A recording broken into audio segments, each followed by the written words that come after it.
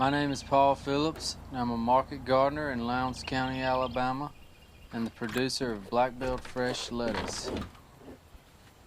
I've come to really enjoy being a grower and fine-tuning the many details and steps required to keep lettuce production constant year-round. Here you see lettuce trays coming out of an overnight warming fridge, going into the cooling area of the nursery greenhouse.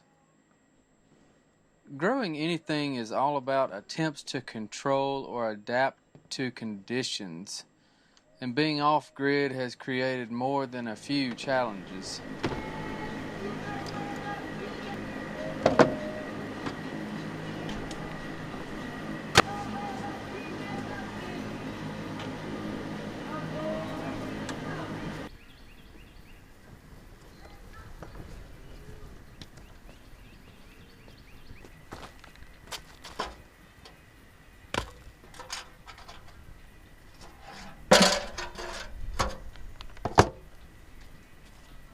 I grow entirely on 30-inch raised beds at 6-inch spacing, using fabrics everywhere to control weeds and keep out critters. This is really the most efficient way to grow, taking advantage of appropriate technologies for repeat processes: netting, row covers, shade cloth, ground fabric, tarps. These things are indispensable.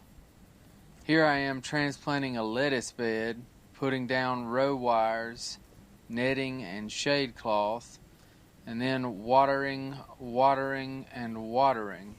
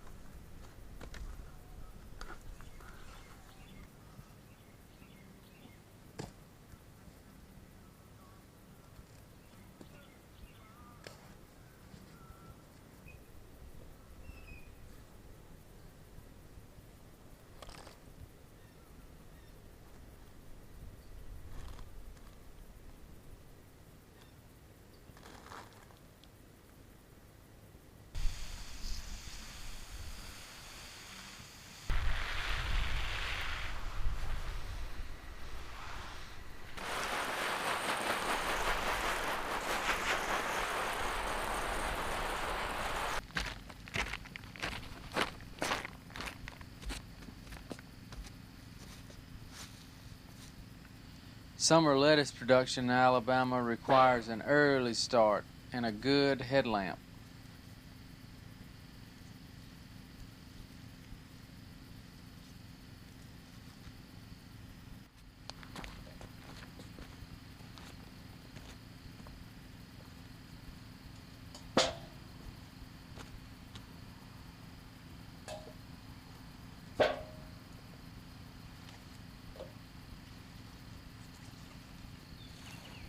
Ooh, that's a good cut. First cut. Breakfast. Probably the most important factor to producing a clean final product that lasts at least 2 weeks is knowing what to hand prune at the time of harvest. There is always a need to be on the lookout for weak or over mature leaves that can make a mix inconsistent, and there is no machine that will do this for you.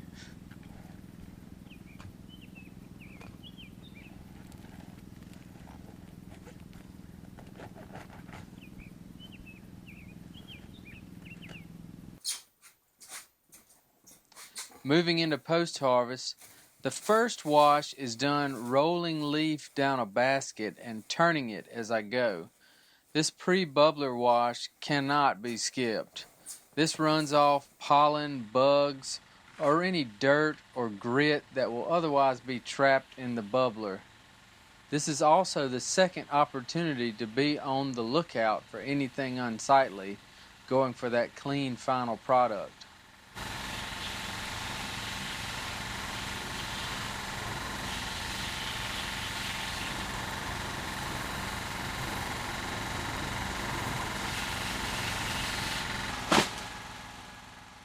After the first wash, lettuce gets sealed, bagged, and chilled to 40 degrees while I print labels and prepare for next steps.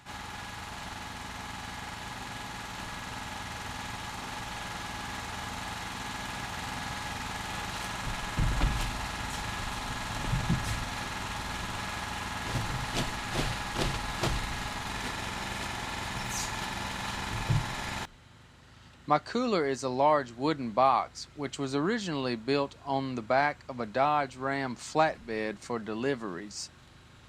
Inside is a CoolBot controller and an LG unit.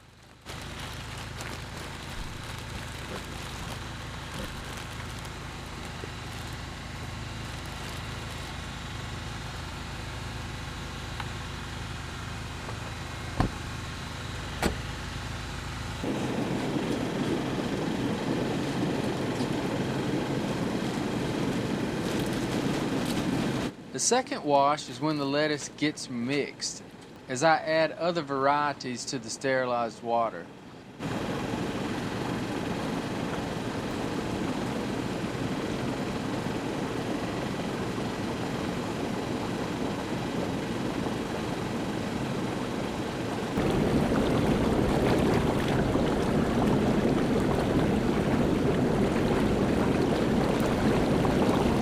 This is now the third opportunity to spot any weak leaves, moving lettuce from the bubbler to the spinner.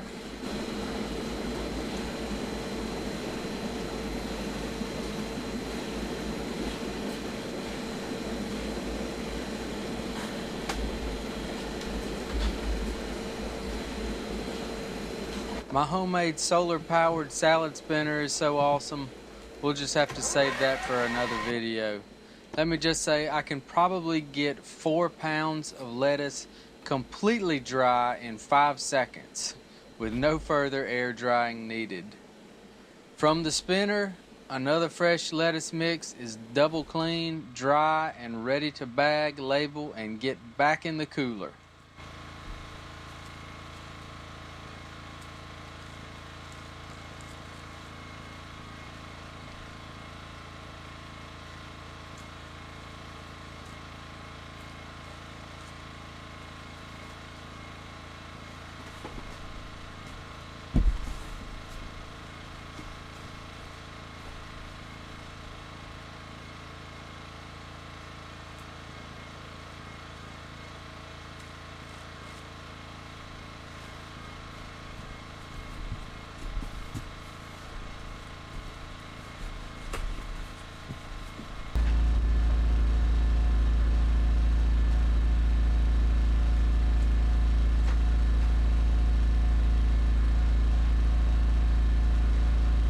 As of 2022, 7 years after purchasing this old 4-acre home site, Blackbelt Fresh has grown to a footprint of 7 separate gardens with 74 30-inch beds averaging 40 feet each.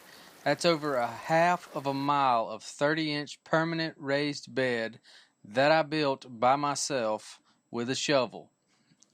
After 20 plus years of vacancy, this dilapidated old house and property had become prairie wilderness once again. After a year of reclamation work, I began my gardening efforts in the spring of 2016, building garden number 1 on this chalky and mineral-rich clay. The property is a natural prairie meadow on a subtle slope on a hill that was once a deposit along an ancient coastline. Shark's teeth and little shells are just some of the adventurous little things I find from time to time. Also during the spring of 2016, I bought a used 20 by 40 greenhouse and began setting it up with a passive heating tank and a Dutch bucket hydroponic system for cherry tomatoes.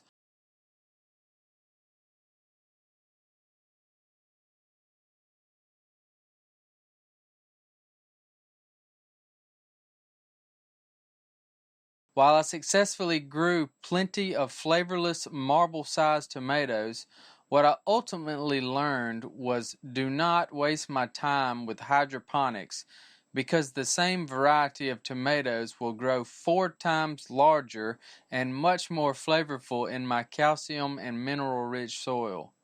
The following year, I finally moved on to growing lettuce and greens.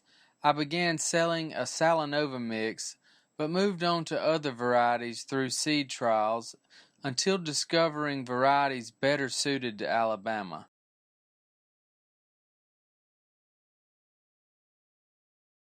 Though I still try new types, Cimarron Romaine and Muir have become my favorite components of each mix. That's the Salanova Red Sweet Crisp, and that's Muir. And boy, I could really tell they started moving up the other day. I left the row cover on. It was 80 outside, and it was probably 180 underneath the row cover. And when they move up like that from the base more into a stem, you're in trouble. They're saying, it's hot, we're gonna bolt, and they were bolting to the door. But I think we stopped them in time, and if we get this good cut today, that'll slow them down, because we've got just great weather for having lettuce hang around.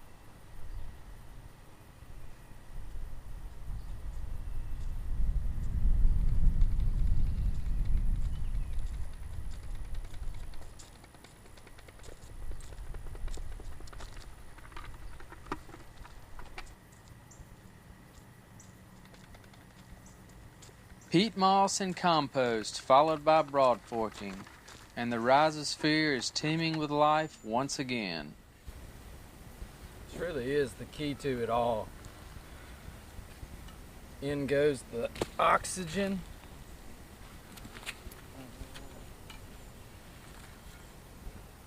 And this time of year, things need to dry out. Some of the routine activity that goes along with lettuce production is making potting mix for making trays. I have to say, being in the greenhouse with the stereo going, making trays, is probably my favorite job. Rain or shine, cold or hot, day or night, I cannot be put out of work.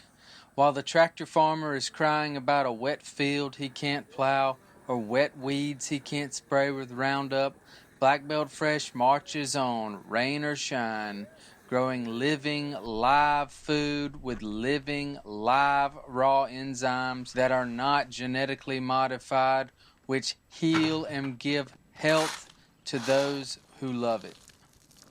I have a saying that life is 1% initiation, 1% endurance, 1% adaptability, and 97% maintenance. And besides the production routine that I enjoy, that's what a lot of my time goes to.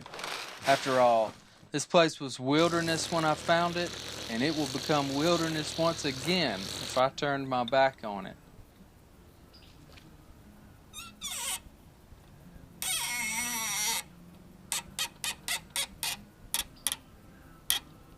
So thank you all for enjoying my passion and Blackbelt Fresh lettuce. Thanks.